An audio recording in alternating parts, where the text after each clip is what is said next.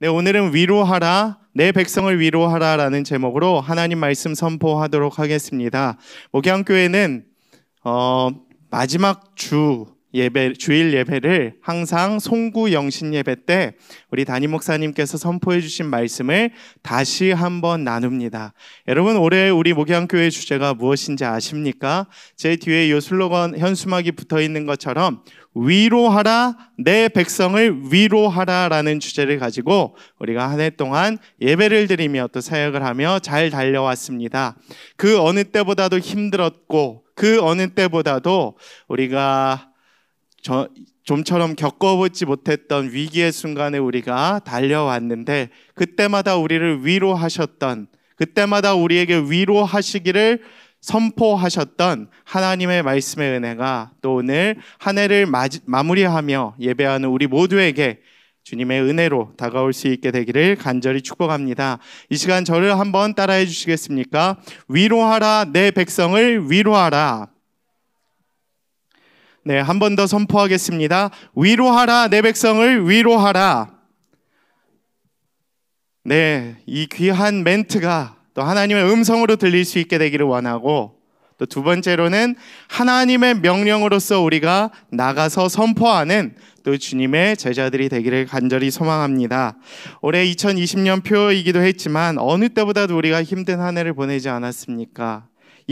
이 슬로건만 봐도 늘 은혜가 되었던 것 같아요. 위기의 순간을 살았던 우리에게 위로하라, 내 백성을 위로하라 하셨던 하나님의 말씀이 정말 우리에게 딱 맞는 하나님의 위로로 다가왔음을 우리는 기억을 하고 있습니다. 1년이 다 되어가는 이 코로나의 극대화된 피로감으로 지쳐 있습니다. 우리 모두는. 교회도 수없이 대응을 했어요. 아마 대응 방안책 한 20여 차례가 나온 걸로 제가 기억을 하고 있습니다. 그때 쌓였던 대응책들이 벌써 20번 전후로 되는 대응책이 될 만큼 한 해 동안 우리가 치열하게 이 코로나 가운데서 싸워왔고, 예배를 지키기 위해 또 우리의 믿음을 지키기 위해 우리가 고군분투했음을 증명해 주는 것이기도 합니다. 비록 비단 신앙의 공동체만의 일이 아닐 것입니다. 모든 의료진들이 지금도 너무나도 고생하고 있고, 모든 국민들이 마음 아파하고 경제적으로 어렵고 마음이 지쳐있는 상태를 우리가 잘 알 수 있습니다. 하나님의 따스한 위로가 오늘 이 말씀을 통하여 저와 또 여러분들과 우리 공동체와 또 온 국민 가운데 가득 넘쳐날 수 있게 되기를 간절히 축복합니다. 우리가 믿는 하나님은 위로하시는 하나님이시기 때문입니다. 우리를 통해 위로를 전하라고 먼저 우리에게 위로를 주시는 하나님이십니다.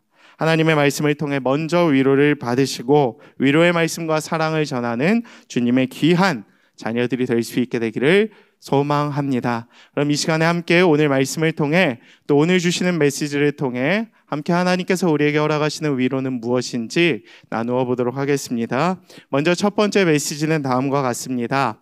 하나님은 먼저 내 백성을 위로하시라고 선언하신다라는 사실입니다. 1절 말씀에 이렇게 기록이 되어 있습니다. 위로하라, 내 백성을 위로하라. 너희의 하나님이 께서 말씀하신다라고 기록이 되어 있습니다.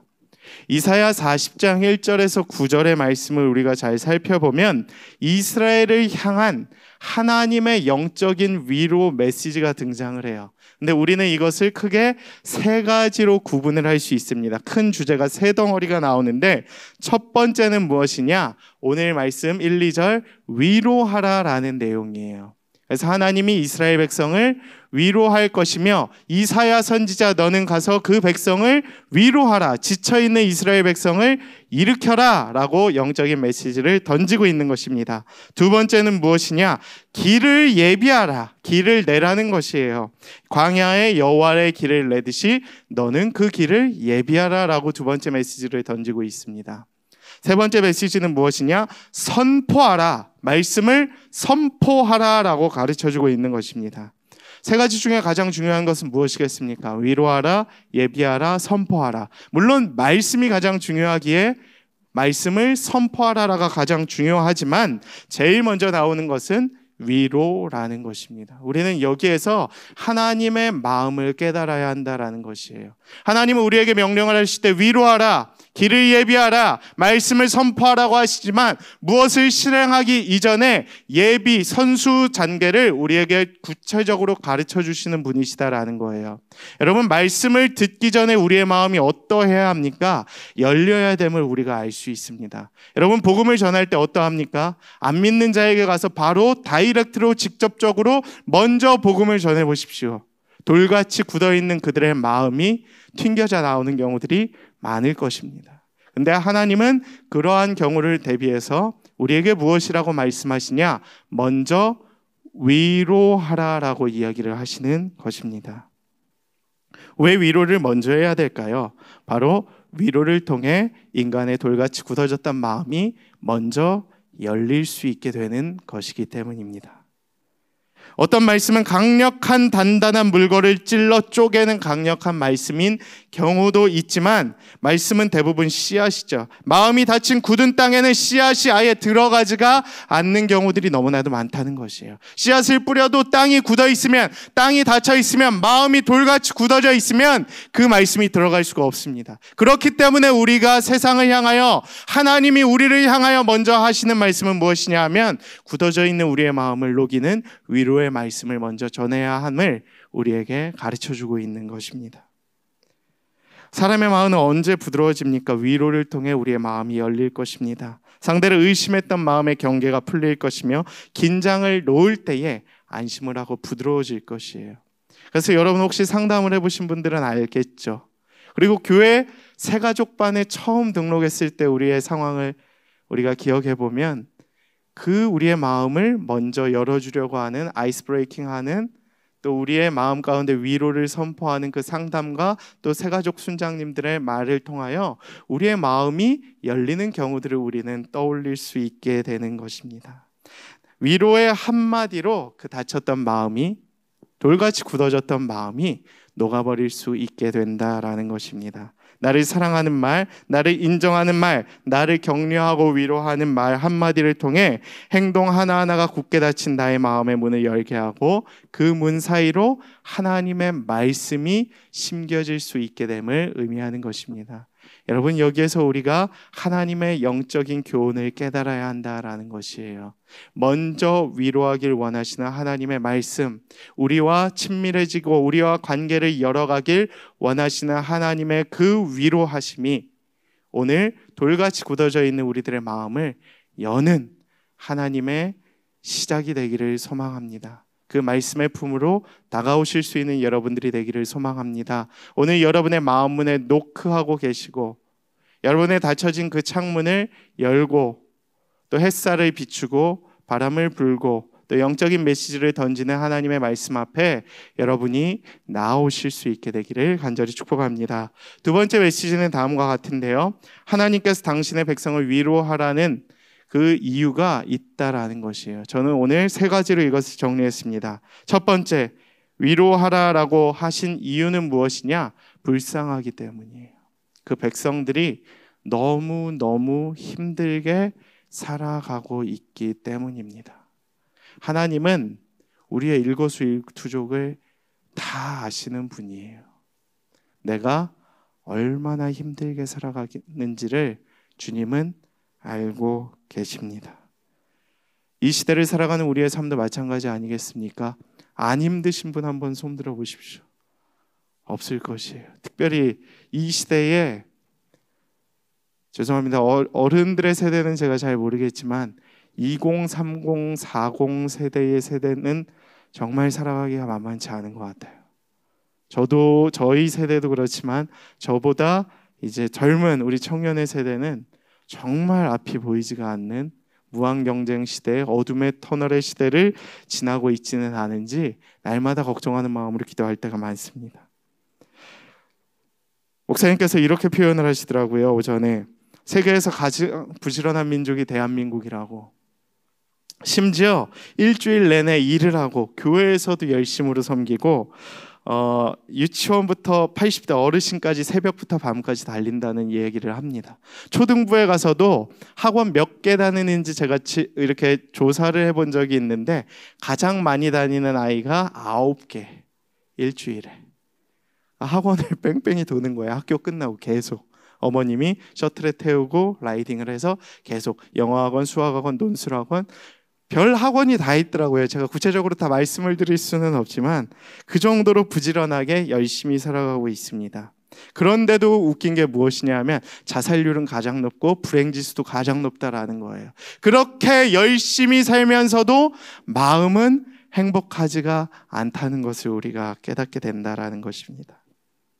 올해 한번 설명을 드린 적이 있지만 한 번 더 나누길 원하는데요. 작년에 개봉했었던 영화 중에 82년생 김지영이라는 영화가 있습니다. 이 주인공은 82년생의 김지영이라는 인물로 우리 주변에서 볼 수 있는 평범한 여성입니다. 근데 이 여성이 직장을 잘 다니다가 출산을 하는 그 순간부터 육아 전쟁에 이제 시작되고 그 이후에 또 단절된 사회와 단절된 자신의 모습을 보며 그 정체성을 잃어가고 정신적으로 너무 힘들어하고 우울증에 빠져서 결국 정신질환에 빠져서 또 힘겨워하는 모습으로 등장을 하는 내용이 이 영화의 내용입니다. 아내 김지영으로 열심히 살아가는데 어느 순간 한 사람 김지영은 사라지게 되고 엄마 김지영, 아내 김지영, 그냥 가정에서의 일만 하는 김지영으로 살아가게 됨을 이제 볼 수가 있게 되는 것입니다. 그냥 열심히 산 죄밖에 없는데 그가 아파지기 시작합니다. 그래서 그 남편이 그것을 발견하고 굉장히 큰 충격에 빠지게 되죠. 어떻게든 도와주려고 하지만 사실 쉽지 않은 그 영화에서의 모습을 보며 우리는 모두 마음으로 울고 또 같이 그것을 공감하며 이 시대의 아픔을 공유했었습니다. 주변 사랑하는 사람들이 있기는 했지만 그 누구도 그의 아픔을 몰랐고 그 누구도 그녀의 진정한 위로가 되지 못했던 것입니다. 우리의 삶은 또 혹시 그렇지는 않습니까? 나의 아픔을 아무도 몰라주고 있다라고 생각하는 그러한 경우가 우리에게도 있을 수 있다라는 것입니다. 울고 싶고 소리 지르고 싶고 미쳐버릴 것 같고 도망가고 싶은데 내가 기댈 사람이 없는 거예요. 도망칠 곳이 없고 마음을 나눌 곳이 없습니다. 그러나 그때 주님께서는 우리에게 말씀하십니다. 위로하라, 내 백성을 위로하라. 우리에게 위로를 명령하시는 것이기도 하지만 이사야를 통해서 우리에게 위로를 허락하시는 하나님의 말씀입니다. 이 지친 시대를 살아가고 있는 분주함이 가득한 여러분의 삶 가운데, 여러분의 마음 가운데 하나님의 이 한마디가 진정한 위로의 소망으로 다가갈 수 있게 되기를 축복합니다. 하나님이 당신의 백성을 위로하라 하신 두 번째 이유는 무엇이냐 하면 인간이 너무 외롭다라는 것이에요. 너무 힘들기도 하지만 외롭다라는 거예요. 혹시 외로움에 빠져 있는 분들 계시나요? 단순히 이성 친구가 없다라고 해서 우리가 외로움에 빠지는 것은 아닙니다. 여러분 아직 연애를 안 해보신 분들은 모르겠지만 연애를 하고 연애를 잘 거쳐서 결혼을 해도 때로는 외로울 때가 있어요. 아직 이해가 안 되시겠죠? 예.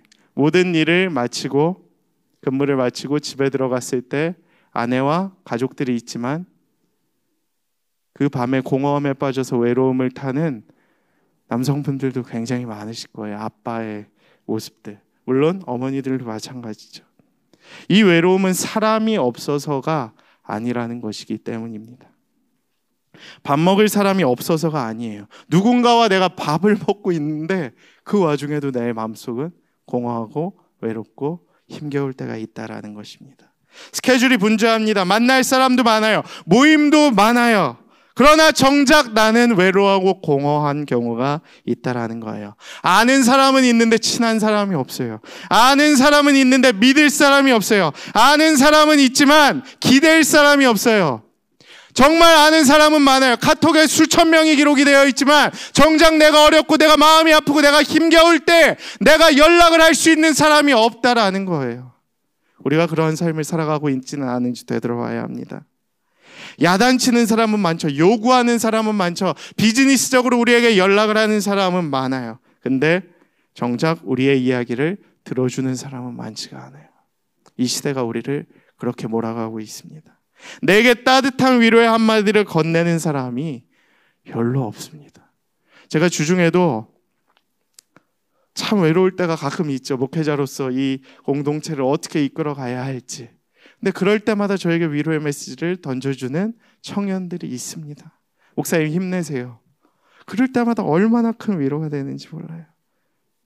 세 번째, 하나님이 우리를 위로하시는 이유는 우리에게 염려와 두려움이 많아요.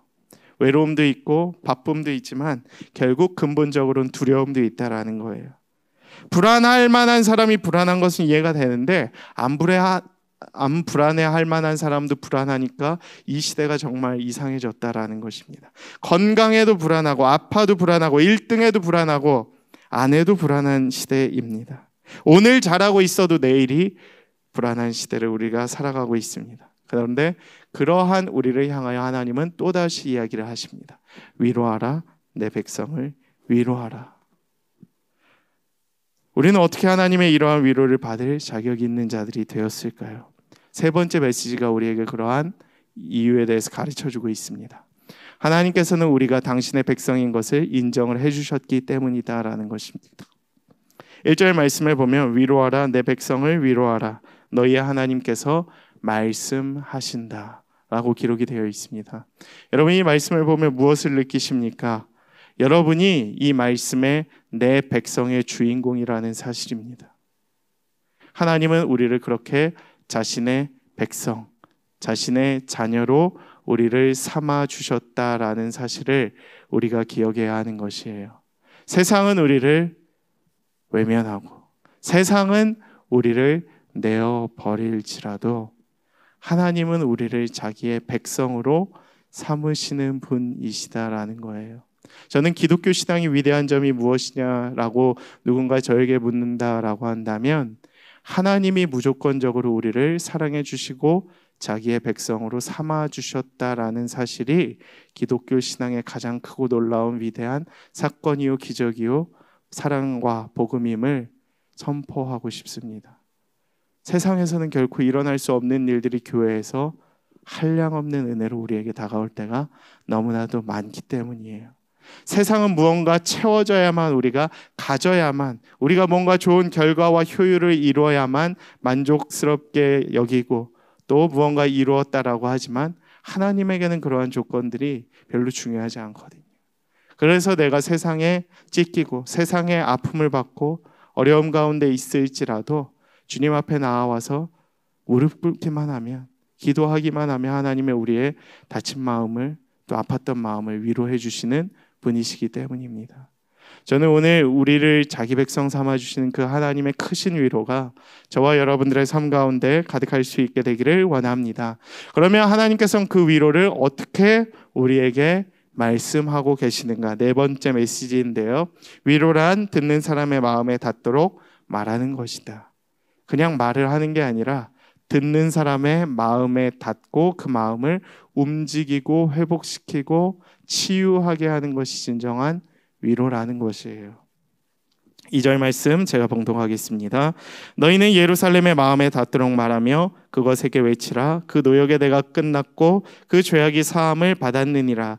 그의 모든 죄로 말미암아 여호와의 손에서 벌을 배나 받았느니라 할지니라 하시니라. 아멘. 위로는 머리로 하는 게 아니에요. 머리로 가르치는 게 아니에요. 마음에 닿도록 말로 선포하는 겁니다. 머리로 이해시키는 것은 지성의 언어고 지성의 언어는 깨달음만 줄 뿐이에요. 그러나 좋은 그 위로는 무엇이냐 하면 머리를 아프게 하는 것이 아니라 마음을 따뜻하게 하는 것이 진정한 위로라는 것이에요.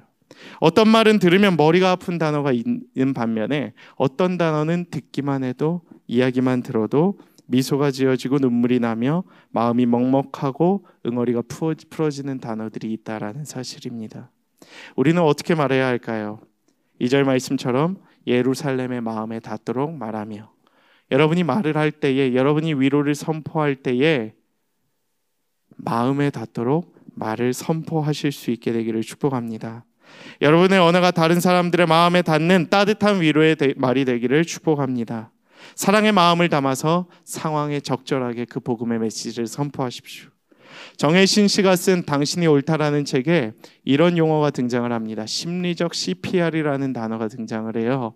CPR이 무엇인지 아시죠? 슬기로운 의사생활 우리가 재밌게 보신 분들은 알겠지만 CPR, 이 심폐소생술을 의미합니다.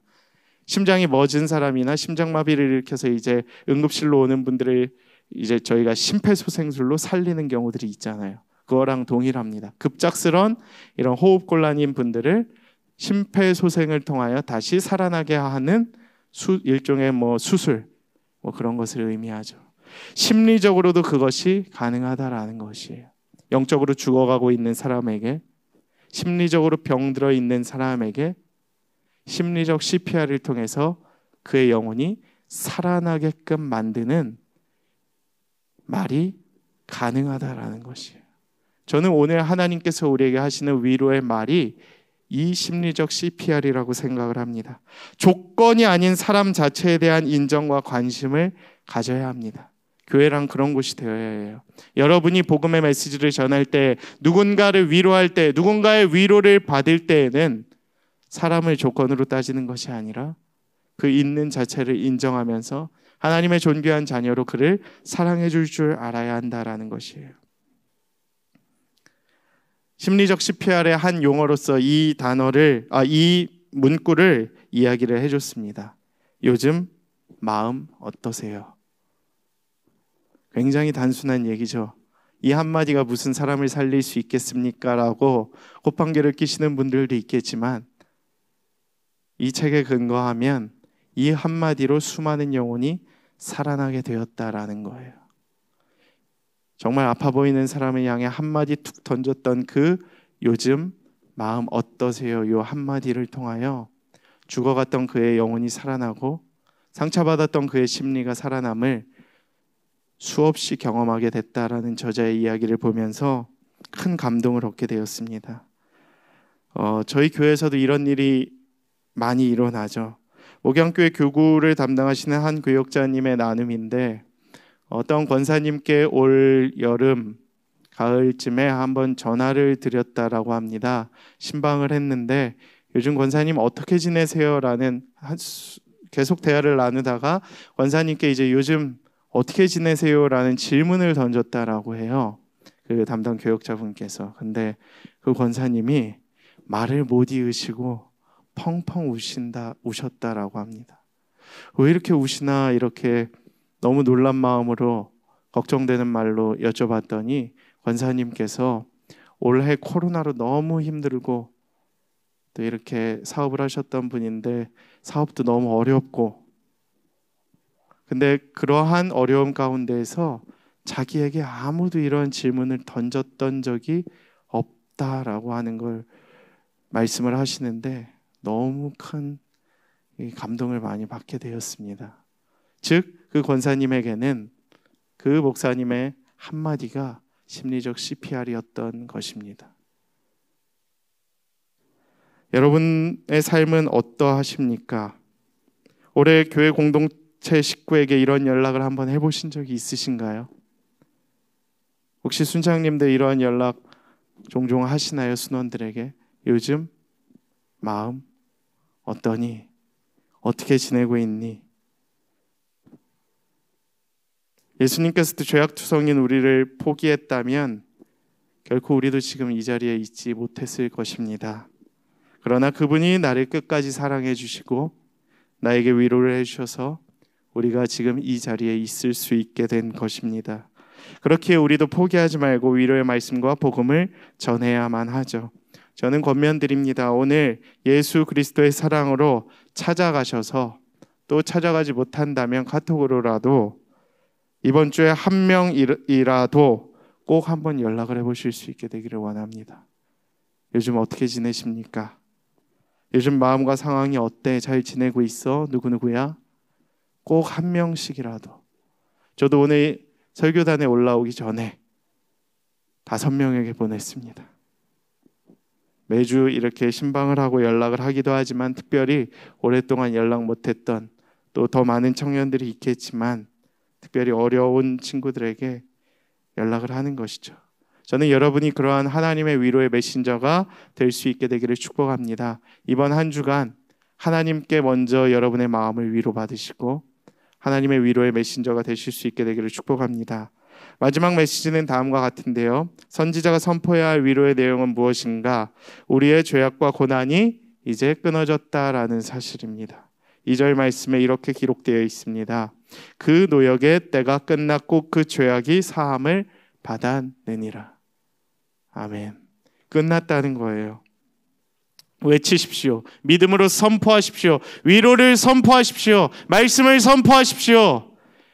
담대한 마음으로 믿음을 선포하실 수 있는 자들이 되길 원합니다. 그 노역의 죄가 끝났다. 죄값이 다 치루어졌다. 예수님이 나의 죄악을 위하여 나의 죄값을 다 치르셨다라는 사실을 선포하실 수 있게 되기를 축복합니다. 우리는 더 이상 과거의 고통에 매이질 필요가 없고 더 이상 시달리지 않아도 되고 더 이상 죄의 무게의 멍에를 견디지 않아도 된다라는 것이에요. 그렇기 때문에 이제 여러분 스스로에게 선포하실 수 있게 되기를 축복합니다. 내 안의 어둠은 끝났다.